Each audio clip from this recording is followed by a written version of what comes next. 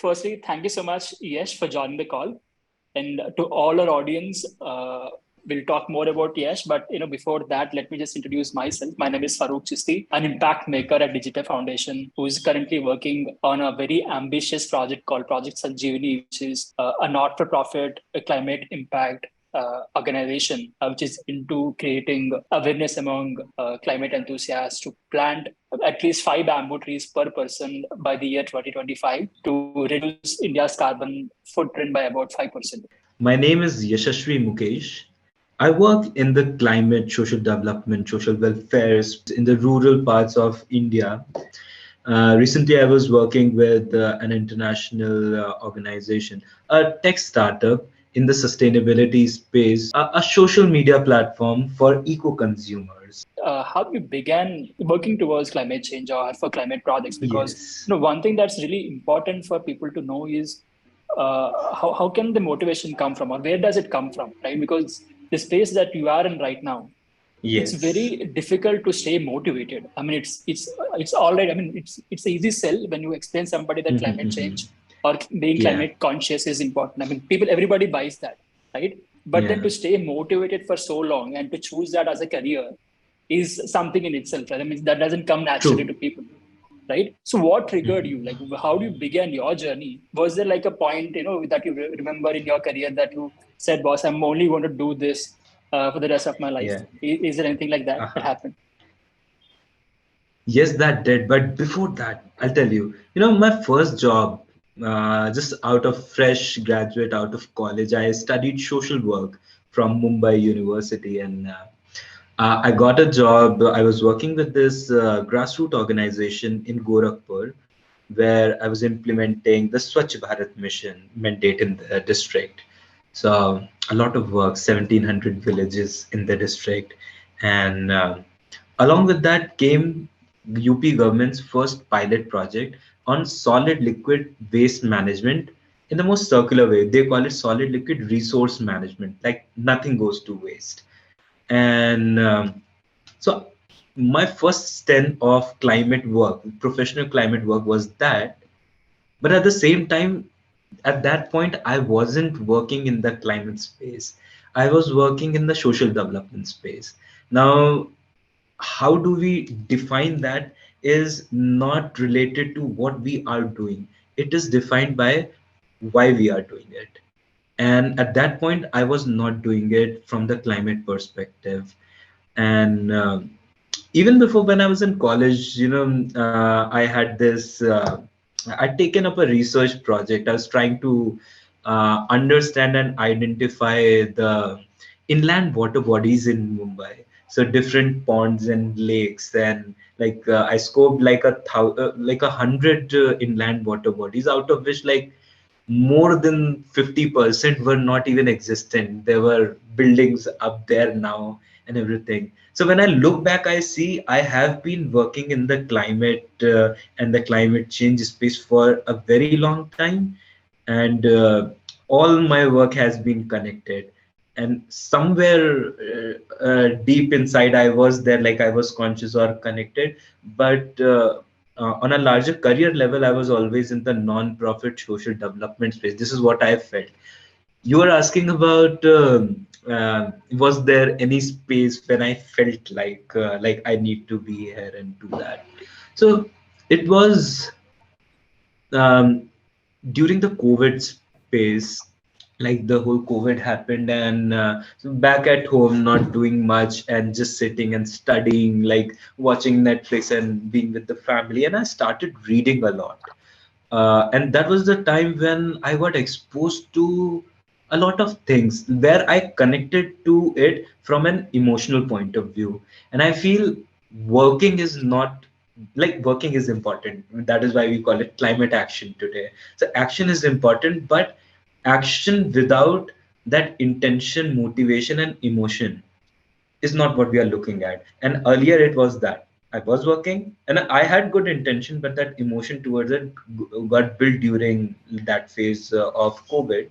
And I started reading and then did a lot of courses in this space and connected to a lot of good people. from literally people who have authored, like co-authored IPCC, to people who are like advising prime ministers and governments to understand their space and what is it. um, so yeah, that is how I started understanding. And I feel in my climate journey, ironically, LinkedIn played a very big role. Um, so this was the time when I started connecting with a lot of people in the climate space. And without realizing, something happened, which is, no matter when I open my social media or whatever, I'm getting fed with everything, anything around climate and climate, and it created a very different space for me to operate. The level of awareness, the level of consciousness, and the engagement.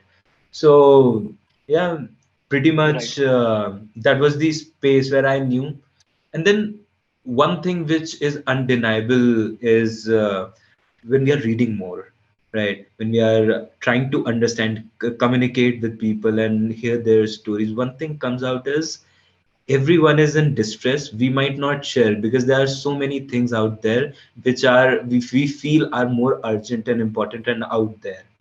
But then this is something everyone is facing. Everyone in their own way is working. Some might realize, some might not.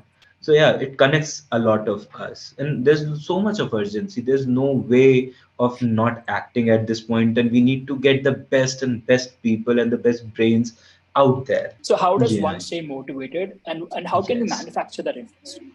What you have just asked are like two of my very strong interest areas. Like, how do All we right. build the basic awareness and how do we take the career transition to green jobs? Is either through reading or through being in a structured course. Now, I understand, just like it isn't like all the people who are aware have done a course or have read a book, but conversations plays a very important and a crucial role. But we are talking about a career transition here, or being in that green job. So I feel getting some basic scientific understanding and the understanding of intensity and the magnitude of this problem will make you understand. Once you are there, you will understand that it is not a small market, and maybe yesterday, but not today, and definitely not tomorrow.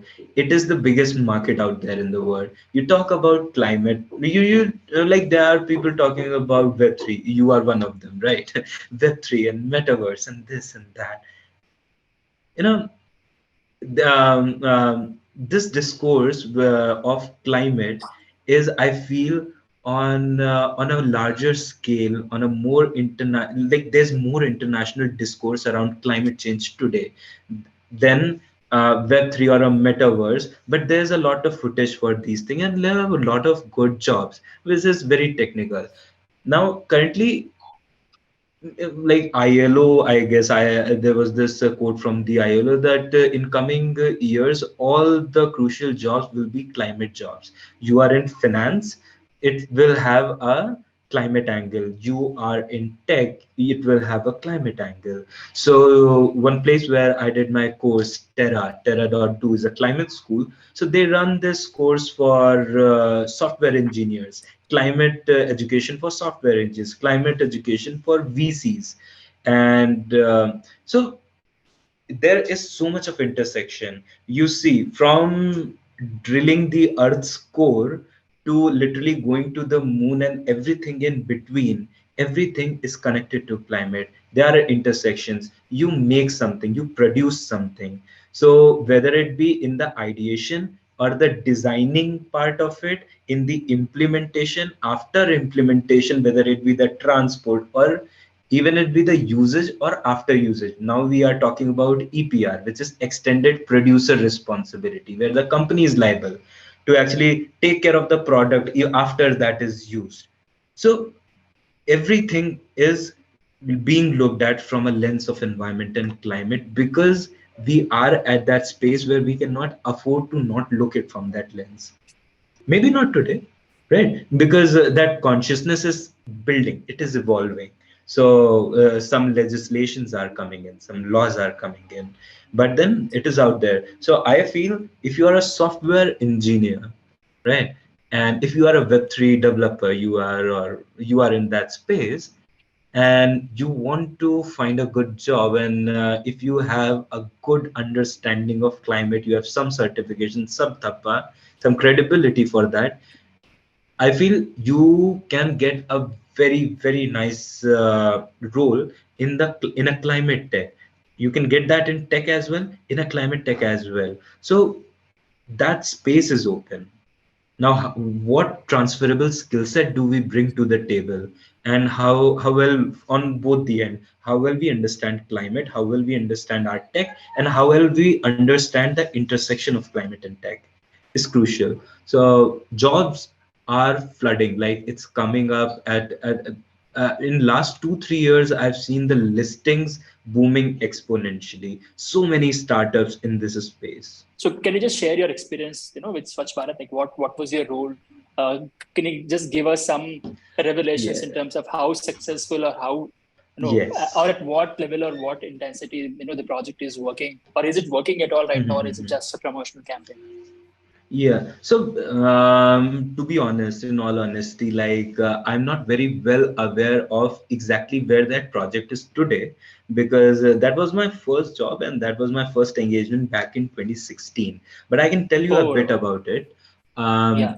Um, so, very interesting project. First of all, so much of momentum was there because of the prime minister's push, and he being the leader and the front of that movement of Swachh Bharat. So there are a lot of projects you talk about and people don't know about it, right? Swachh Bharat isn't one of them. Swachh Bharat, you be anywhere and tell them that Swachh Bharat we are talking about and this is what they are doing. So that level of awareness of the campaign of the Abhiyan was very high, and so a very good turnout and things, and even the government district administration with whom we were working very closely it was their mandate, it was their one of their prime mandate to get it done, get the district ODF, which is open defecation free. So we were building toilets in households, doing CLTS, where CLTS is community led total sanitation campaign. So it is a half day of community engagement in the awareness activities. So a lot of these things were going on, and there was a good momentum. But then, of course, there are the other sides of it as well, because whenever there's election, there was an election while I was there, and so villages were being declared ODF, right? To harness that political leverage and get that mileage. And we know the reality. We haven't started constructing toilets there. And if you go to the main road, like use the main road to go to a village, you can't simply go. You'll have to put your mouth, your hand to your nose and your mouth. You can't bear the smell. Everyone is defecating on that main road, and you have declared that area as ODF. So these are the things which were very prominent, and I see something like that is on larger scale. We are seeing it on like globally when we talk about greenwashing. Now companies are doing greenwashing, but then the governments are doing greenwashing with their policies and declaring that we are net zero and all. So yeah, so these were some of the things. Positive, yes, a lot of momentum, lot of stakeholders coming together and doing. And this interesting project which we were doing, the pilot program of solid liquid resource management. It's very interesting, very powerful concept, but at the same time, it requires so much of human effort. So we did it. Till the time we were doing it, it was so powerful, and could mobilize a lot of people. We saw impact, but the moment we moved out of that, like if there wasn't the external push, the kind of impact it had, it went down, because a lot of it was relied on the government infrastructure and things and the community continuous involvement, though it was giving the community some revenue also, but then it did not sustain in a way any organization would want. So that is one very major complication when it comes to waste management and circularity in any context. It is not just about the project we were implementing. I was recently talking to another organization, a very big organization, one of the leading organizations in India, working in the recycling space, and like even they face the same thing. Once that external push is off, everything crumbles down. So yeah, this is something. And now you were asking me like how my experience has been in the climate space. So um being at the grassroots, working at the grassroots implementation of programs like these, to actually moving from the grassroots implementation. Last year I was working with SRF Foundation, which is a CSR arm of SRF Limited. SRF Limited is again a listed billion-dollar company which works in the chemical and the textile industry. And the foundation works mainly in the education space. And what we were doing, we were working along with the Coca-Cola over there to promote sustainability education, do small activities with children in schools, and we were working in like 1,000 schools, and I was leading that program. Another program was with the Schneider India, and we were working on solar electrician training. So these are pretty amazing. So I myself saw that transition in my own thing, where we were working at the grassroots, then to building some interest and capacities and awareness. Now currently, like I've been talking at a lot of events and on different platforms with the youth, with students, school students. Just yesterday, I had this session with school students in Kathmandu, where trying to instigate what you were saying. How do we motivate? How do we instigate people to understand the crisis and be inspired to work in this field? So these are the conversations which I am currently having. Now, how I look at it, the whole climate action thing is the global south is at the peak of its emission, and which is somewhere because of the colonial structure of economy, where we produce and send out the goods and everything. And what is happening is the climate solutions are coming from outside, from the western countries, and now they are again being implemented or being pushed in the Indian or the Asian market. And again, just a name of doing climate mitigation adaptation, again our economies are loosening up and this money is going back to the western countries. I feel we need to harness this power locally, the of resilience. And we can never technology can never like this is a loud statement to be said, but it cannot match to the contextually relevant adaptation things which can be done. So how do we accelerate that? How do we make them more popular? How do we bring them out? Is where I am currently working on. And how one thing very critical is we stop looking at climate action and policies from a regional area, from a country level, national context, to more of a regional level. Because in the climate space, our whole South Asia acts as one big pole, and whereas North America acts as a very different thing. So instead of moving from like India and then Nepal and then Bangladesh, we need to think of more in the Indian, like Indian subcontinent or the Asia Pacific context, and promote more of South-South collaboration. And how do we do that? Governments, yes, but then more importantly, it is about innovators coming in, working together, knowing each other, understanding each other. And that is a community, a space I want to create, and that is where my climate action efforts are moving towards. Can you give me a very micro story of an individual, right, contributing to climate change in whatever capacity that he or she could, right, that could inspire our viewers? There's an organization, completely youth run volunteer organization in Nepal. and it is called NYCA, Nepalese Youth for Climate Action.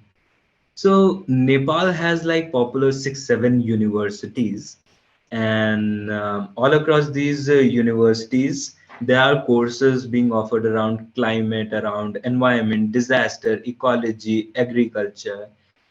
Now what this organization does is it gets these students who are enrolled in these universities and these particular courses, it enrolls them for this organization as volunteers, and these volunteers take up different roles, do different activities here and there, do around awareness. If they have some idea, they are working in the agriculture, they have something, some good idea around, they'll work in one of the hubs and they'll do something. Everything is voluntary, and this is around 10, 12 year old organization. And while I'm here, I'm trying to connect with a lot of people in the government, in the in the international aid space, and even in the climate, startup space of climate.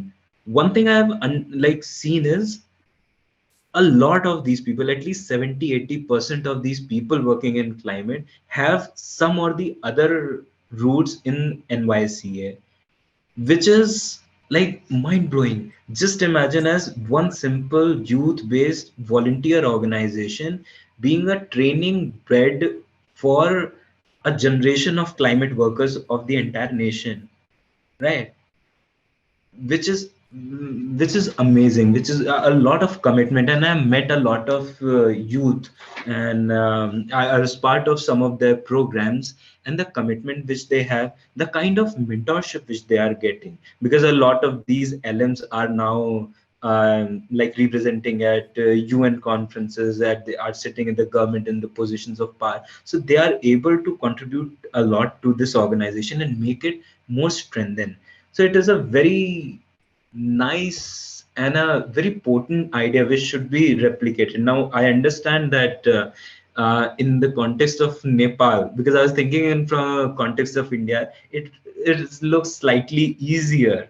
Like we have 3 crore people over here in India, 150. How do we make something like that over there?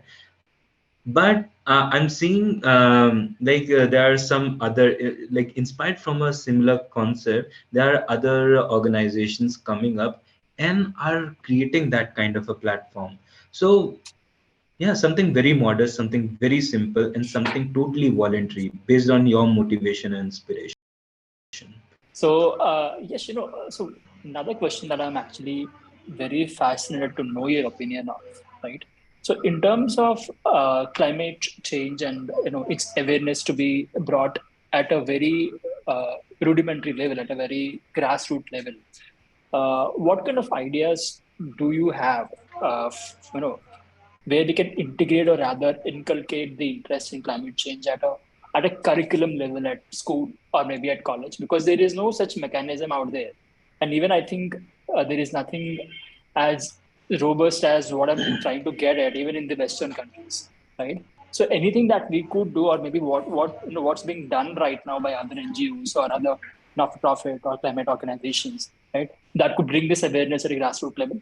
I think you yourself have asked the question and given the answer.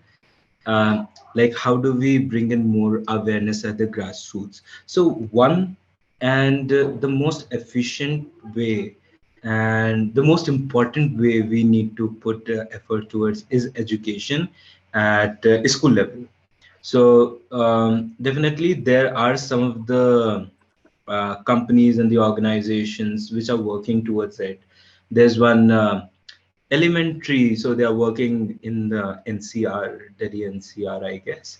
There's another organization I recently connected to in Bengal. So they work both in Bengal and like West Bengal and Bangladesh. So they are working on integrating curriculum from a perspective of vulnerability in the Sundarban areas. So there are things which are evolving. So a lot of innovation is coming in, a lot of adaptation is coming in terms of adapting, infusing these innovation in the mainstream things.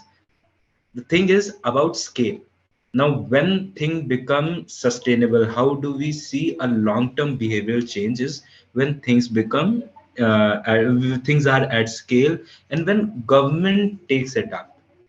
Right, it is important because an individual on an individual level, we can partner with a school, 2, 10, 100,000, but there are lacks of schools, right? So we need to build those partnerships. So the government needs to move. Now, this puts a question to: will government do it? And is there a political will, political inclination, or even a political discourse around this issue? Right, and this I feel is more important Right. in the current context. In the international discourse, these topics are there. We are talking about a lot of these things. When even the Indian government is talking about a lot of things, what they want to do and they won't do and would be a policy greenwashing is a different part, but they are talking about it on an international level. But when it comes to on a like a grassroots level or in our own policy implementation, so it is in a bit dark and bit questionable. So Prime Minister has launched this program called Life. He has given some Panchamrit approach to individual sustainable living approach. Right now, it is a very nice concept, like where I get aware, I'll be aware, like if it has same momentum like a Swachh Bharat, a lot of people would be aware of what they can do to reduce their own carbon footprint. But Right. we need to understand one thing at the same point is already what the global average or what like our allowed percentage. Let's say anything is like any emission we do is more, we shouldn't be doing. But anyways, the kind of thing we can actually afford to do, we are doing less than that as each individual in India. And no matter how much we do about our own individual choices, the cumulative impact of it is not that much. So what it builds is basic awareness. It doesn't do a lot of climate mitigation. What does climate mitigation? What does actually add up to climate action is some good policies around where do we get our energy from, right? We are importing more and more coal, extracting more and more coal and oil and natural resources. We are constructing buildings, we are doing business as usual, and there are no levers and checks and balances to it. Rather, we are more promoting to, like pushing it. So like at a certain level, a program like this whole life program, the Right. Panchamat approach, could potentially add to the awareness part. But is this our objective? Because awareness, what are we going to do about it? Because we are not going to breathe more aware air, we are not going to drink aware water, we'll be like drinking more poisonous water and breathing more poisonous air till the time the companies are pushed. So the priorities of government are very crucial. But on the topic of how do we create more awareness, is yeah, education and programs like these. If Right. government can push into something, but then there's one very important level: the kind of society and the economics we live in.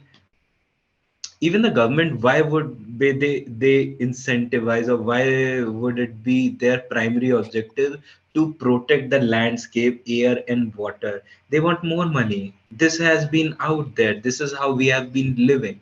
And if we are more eco-friendly, we are more sustainable, we will have better resources, we'll have more economic prosperity and a lot of things which we seek.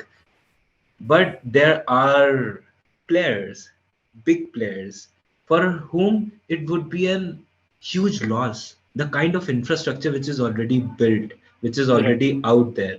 Now, a very popular example of it is for India, it is said it is easier to transition to green energy than US, because in US they have already created their infrastructure for energy production. we Right. are still creating more and more of it, so We we can don't integrate it need to within. Yeah. disassemble. Yeah, Correct. yeah, Correct. exactly. So a very big player in India, which is in oil, which is in manufacturing, won't support an idea, won't, rather would lobby and fund any idea against it. Right. It would be a huge loss. Yeah, and our politics is not able to cater to that thing. It's not Right. yet there where it believes on just the public good and how it is in the other side. It is very heavily levied on the private funding for the political campaigns and things, Right. and so it brings in a lot of other governance and the Right. socio-political structure Yeah. element. But yeah, these are some major things. And my next question actually requires me to explain what Project Sanjeevani is, right?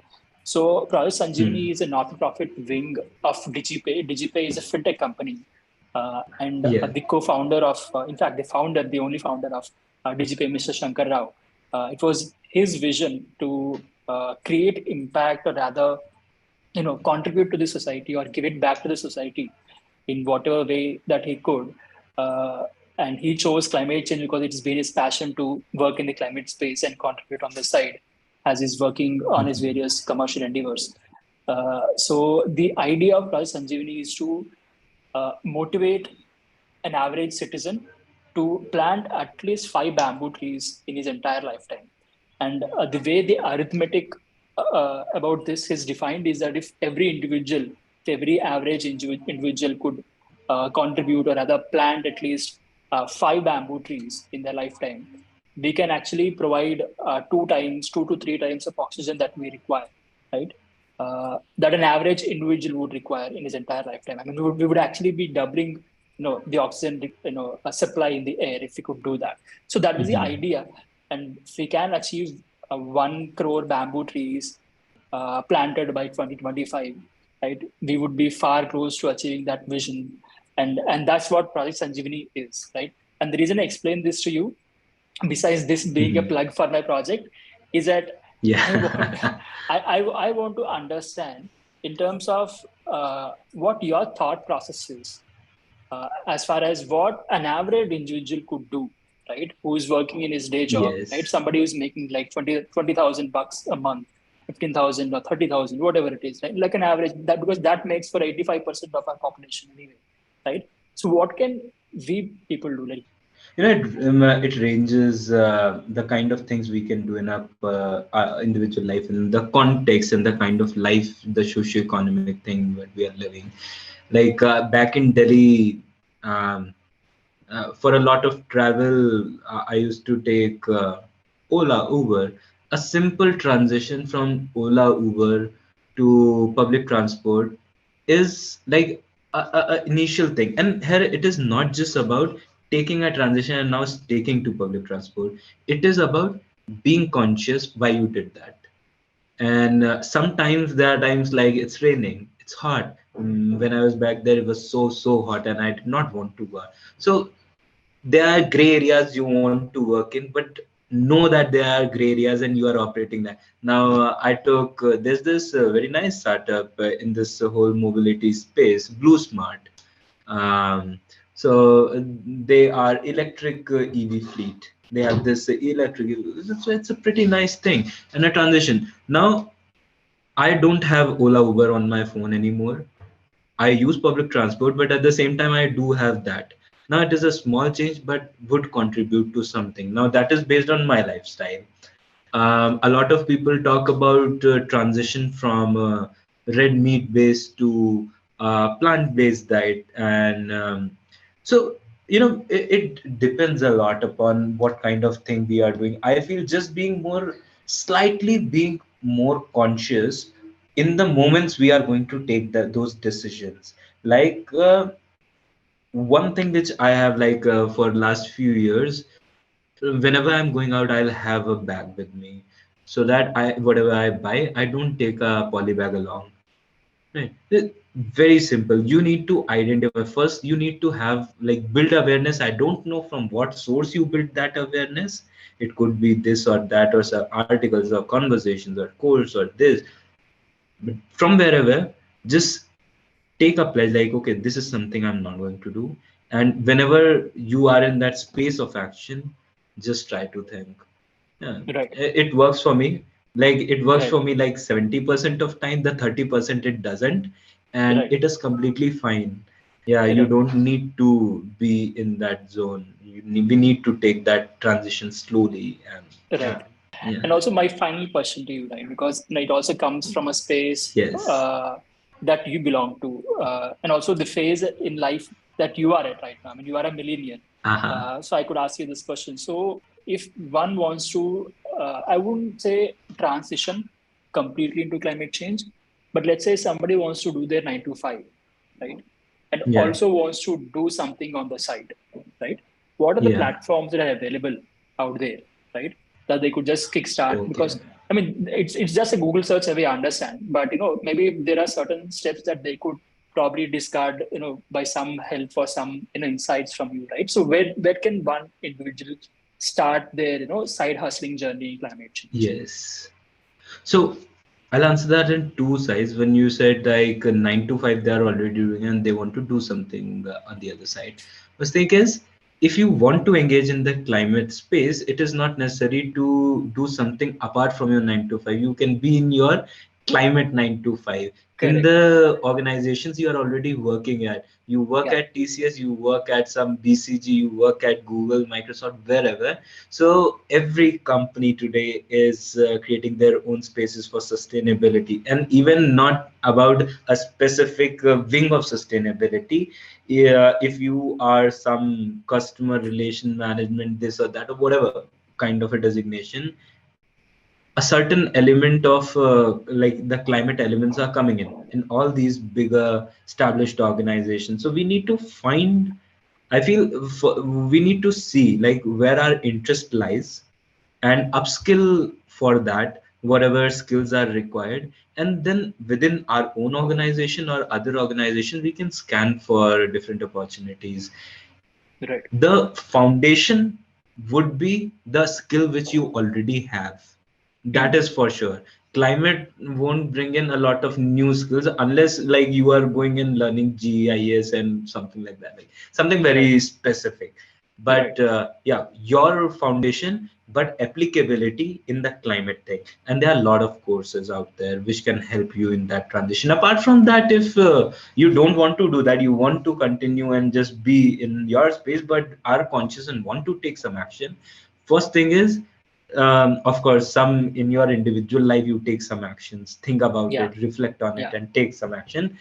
Beyond that, there are a lot of spaces. I am like not some of the spaces I can remember is some slipping the names of these platforms, but Yeah. then Yeah. there are some of Got it. the platforms where you can go and contribute to climate action directly Right. from that space, and Right. volunteer for organizations, teach. And first you like first you upskill and then you teach to different. So could be like there are n number of possibilities where you Right. can contribute depending on how you like what are your interest area and how much time and effort you want to put into this. Yeah, nice. No, I mean, I really like that answer when the way you started, right? Because impacting positively to climate change need not be, you know, a separate activity, right? I mean, it has to be a part of your lifestyle, and that's where people, Mhm. really fail to understand. Because if you just become a little more conscious, right, the way you deal with your life, I think that's more than enough in terms of what's required to be done right now. Thank you so much. Yes, it was really insightful. I mean, Thank your you. insights or your perspective is really insightful, and I hope that our viewers, whoever who's going to watch this, is going to be inspired from what you have done in your life and what you are doing. And thank you so much again. Thanks for your time. Thanks for your valuable time. I know we are a Yeah, busy person, but thanks for giving us this time. And to all of viewers, if you thank want to you. contribute to Project Sanjeevani, you'll find a link somewhere in the description wherever this video will be posted, and you can engage with us. You can reach out to us, and you can reach out to Yash as well. We're going to drop his LinkedIn profile link in the description. And if somebody wants to collaborate, reach out, ask him for help. I'm sure he would be more than welcome to do so. Not just ask me for help, also help me with a lot of things and help me understand a lot of things. This is a journey of learning, unlearning, and like coming together and working towards one thing. One Correct. thing, like I would like to end with, sometimes we feel that climate anxiety, that like nothing is happening, we are in that thing and everything is going to end. And especially people who understand climate and are like well read here have that anxiety a lot of times. So if you are also building some awareness, this is one thing I'd say, this is not a transition like a u-turn on a bike, like you don't go Correct. and take a u-turn and come back. It is like the transition radius is like a fighter jet. You take like a lot of kilometers of turn, and it would Right. take time. It won't take like 20, 30. It would take 50, 60. We are targeting for 70. Fine, but we'll be there. Everything counts. So we need to keep on that track and keep on working on that. Right. Right. Awesome. Thank you so much for on that Yeah. positive note. I think we can, wrap the Thank session. you. Thank you so much. Yes, you have a good Yeah. one.